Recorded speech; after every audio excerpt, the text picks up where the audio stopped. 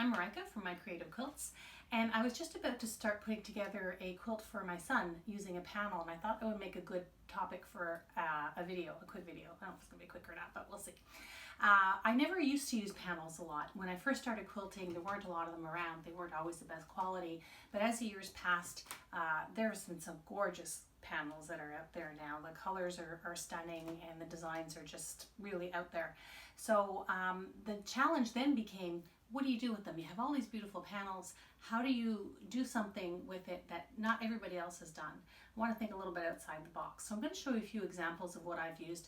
I don't have a lot of quilts around that I've made out of panels because I tend to give them away, but I do have a few that I can show you, and then I'm going to show you the one that I'm starting with and the thought process that I'm going through as I try to design it so that it becomes a queen size quilt for my son out of a small panel. So I wanted to show you a couple. I found this New York City skyline at City Quilters online. They used to have a brick and mortar store in Manhattan, but now they're only online, City Quilters. And so I ordered a few because I find when I really like a panel, I like to have a few of them to try and decide different ways of making a nice wall hanging or quilt out of them. So the colorful part I added, but so the panel itself is just of the New York City skyline. Very pretty, very colorful. What am I going to do with it? I actually first bought it because I thought it could make a good one block wonder, but it just didn't. There was just, the colors weren't right for that. So what I did was I had a really nice ombre graduated fabric backing, so it was quite big. So I actually sewed the panel onto the fabric, sort of like appliqued it on actually. And it made for this really nice border, and then I surrounded it with black and I got this design.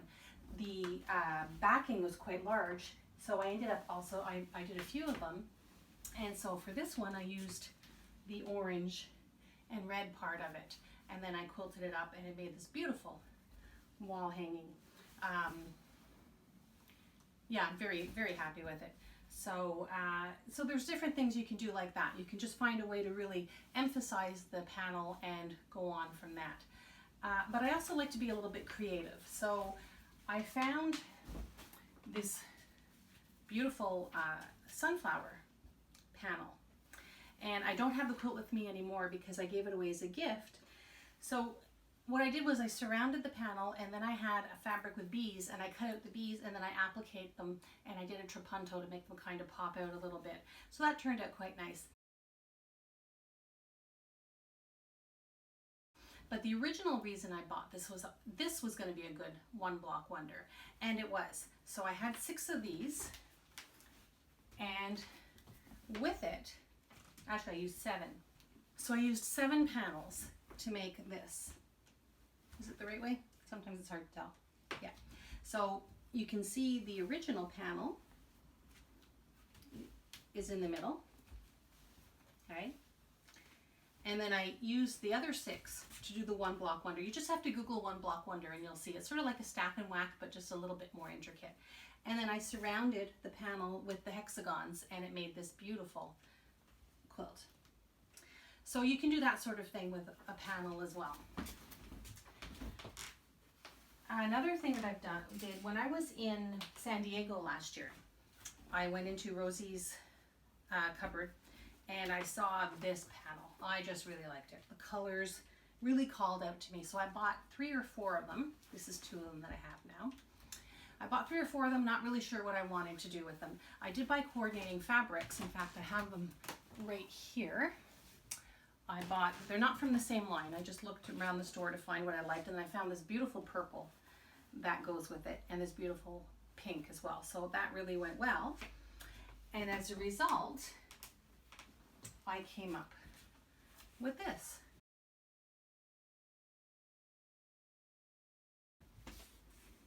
All I did was border it, and then for a little bit of added interest, I did the pieced border here. Now, if you look, the border pieces, piano keys, not really because they're not even, they're different sizes. The reason I did that is laziness. I didn't want to have to calculate to make sure that I had exactly the right size piecing for an equal border, because if it doesn't turn out equally, it drives me insane. So I just deliberately did it unevenly, and it worked out well. I still have to bind it, but it's all quilted, and it turned out lovely. I love the colors, and so I'm not sure what I'm going to do with the other two, but that's another thing you can do. So now what I want to work on is a quilt for my son. He's always loved globes and maps and things like that, so I purchased this panel. When I bought it, I wasn't really sure what I was going to do. I didn't buy it to make the quilt. I only thought of it when I thought, oh, it's time I make a quilt. It's been a while. So I saw this, okay, so what am I going to do? This is not big enough for a bed quilt. So now I have to really start thinking.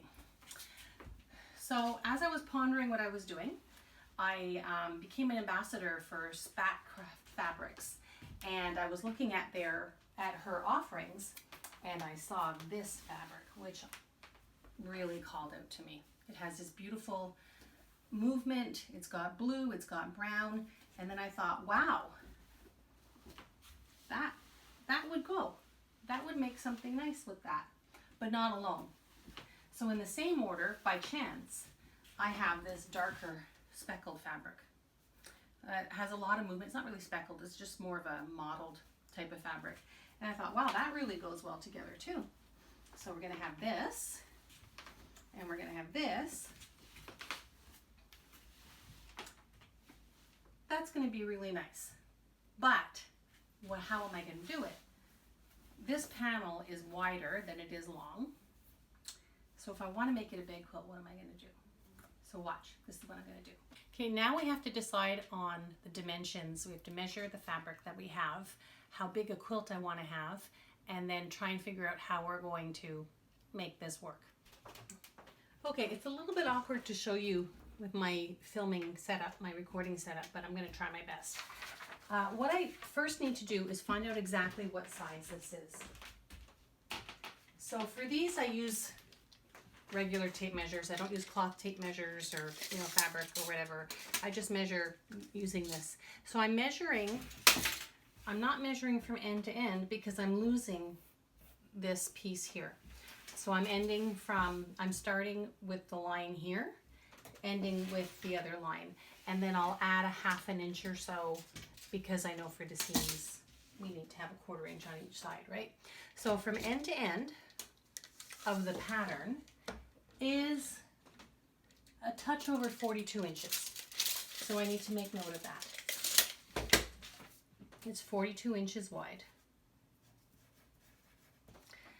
Then I need to know how tall it is. So it's the same thing. I'm going from one end of the panel to the other end of the panel.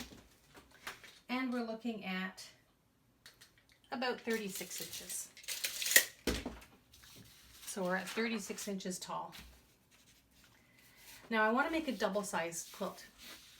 So making a double-sized quilt, I need 85 by 108. So it's 85 this way, 108 this way. Or is it the other way? Okay. So I need to know how I'm going to enlarge this so it doesn't look out of place, like I've gone out of my way to enlarge it, and that it's balanced and it's using the fabric that I like. So it's going to take a little bit of trial and error, but I already have an idea. I was thinking that I could do, let's say this is my double size.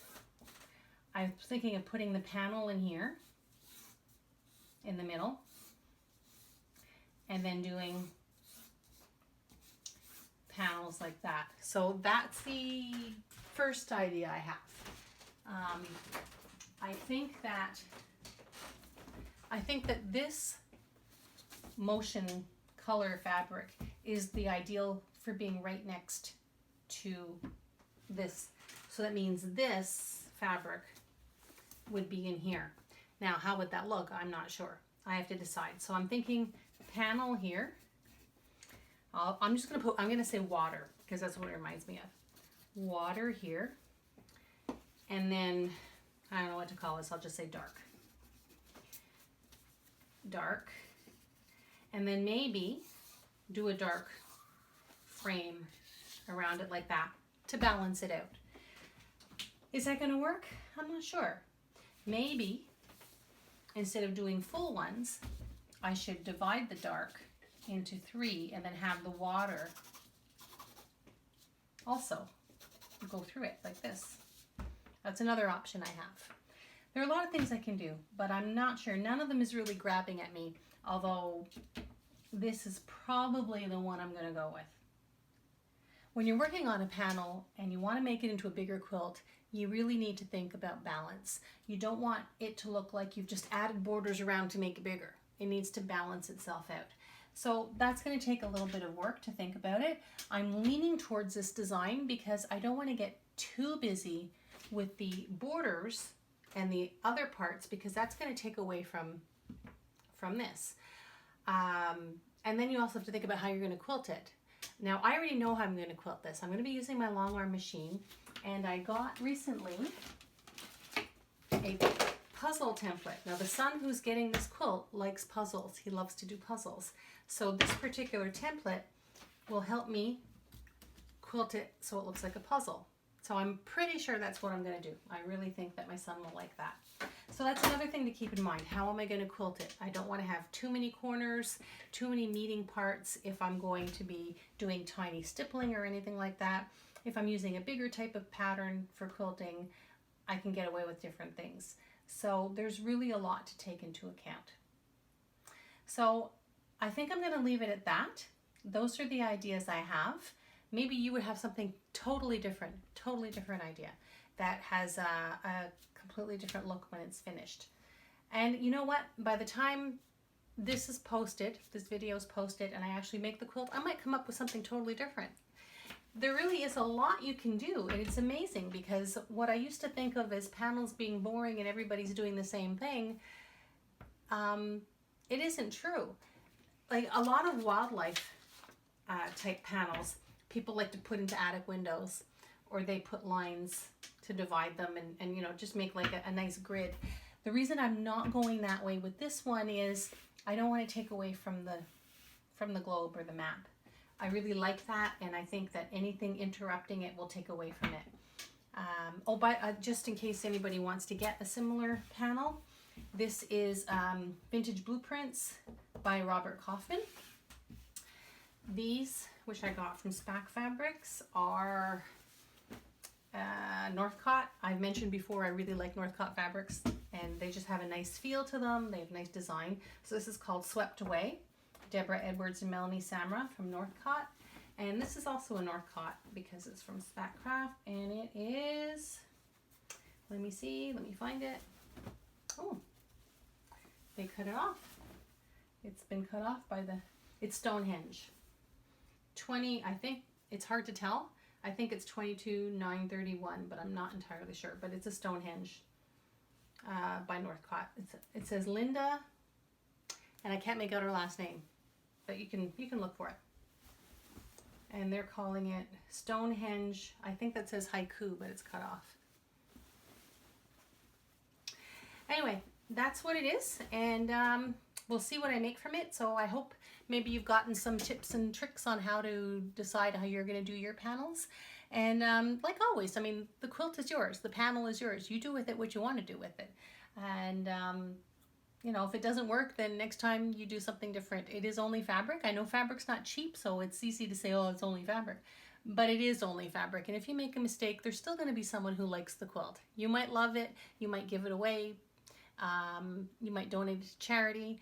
But none of the quilts is ever wasted. Even if you're not happy with it, there's always somebody who's going to love it. I made a quilt which was, I thought, the ugliest quilt ever, and my mother loved it.